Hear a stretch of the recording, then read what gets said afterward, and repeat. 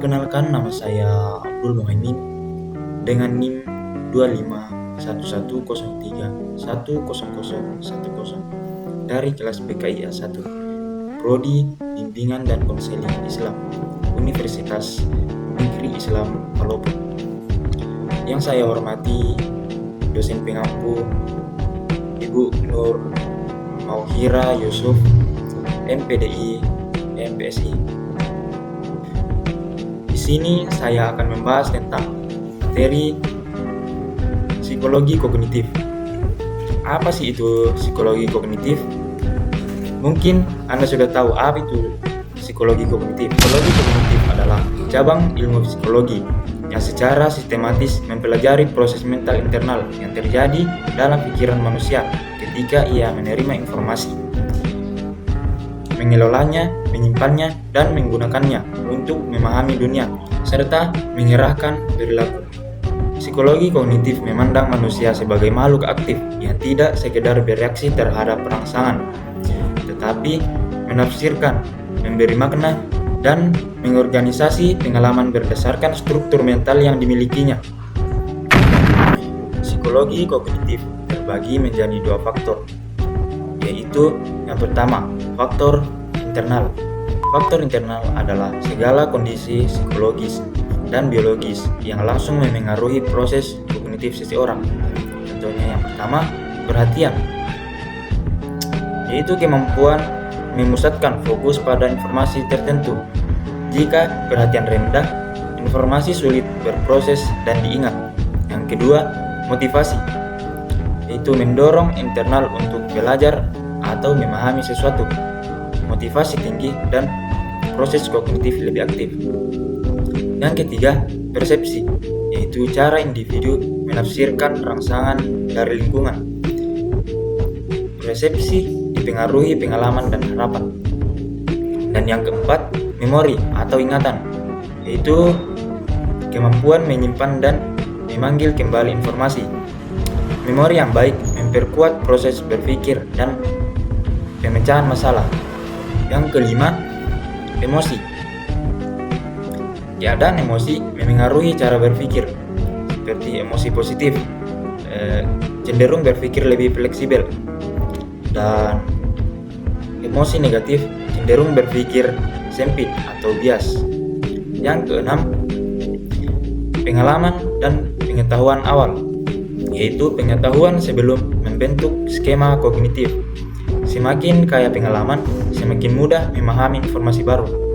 Yang ketujuh, kematangan kognitif, yaitu tingkat perkembangan intelektual sesuai usia. Kematangan memengaruhi kemampuan berpikir abstrak. Dan yang kedelapan, kondisi fisiologis, yaitu kesehatan otak, kelelahan, lapar, atau kurang tidur dapat menghambat proses kognitif. Yang kedua, faktor eksternal. Faktor eksternal adalah kondisi lingkungan yang memengaruhi masuknya dan pengolahan informasi. Contohnya di lingkungan keluarga, pola asuh, komunikasi, dan dukungan emosional memengaruhi perkembangan kognitif. Di lingkungan pendidikan, contohnya metode pembelajaran, gaya mengajar, dan kurikulum sangat mempengaruhi proses berpikir. Di lingkungan sosial, contohnya interaksi dengan teman, norma sosial, dan budaya membentuk cara berpikir dan menilai sesuatu. Stimulus lingkungan, contohnya kualitas rangsangan, visual, auditori, teks, memengaruhi perhatian dan persepsi. Gaya bahasa dan budaya, yaitu bahasa membentuk cara berpikir dan mengategorikan pengalaman. Teknologi dan media. Media digital memengaruhi perhatian, memori, dan cara memproses informasi. Dan yang terakhir, kondisi fisik lingkungan, yaitu pencahayaan, kebisingan, suhu, dan kenyamanan ruang belajar. Berdirinya psikologi kognitif.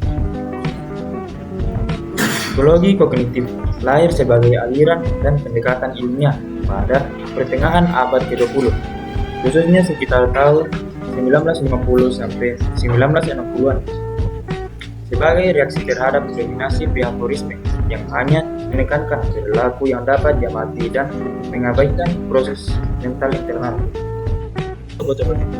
Psikologi kognitif, yaitu Ulrich Neisser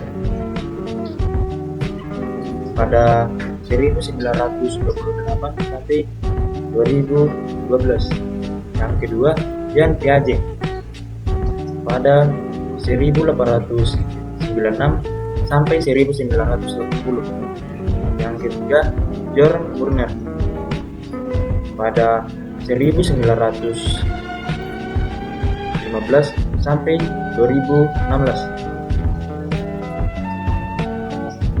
Yang keempat, Anders Sittelman pada 1886 sampai 1959.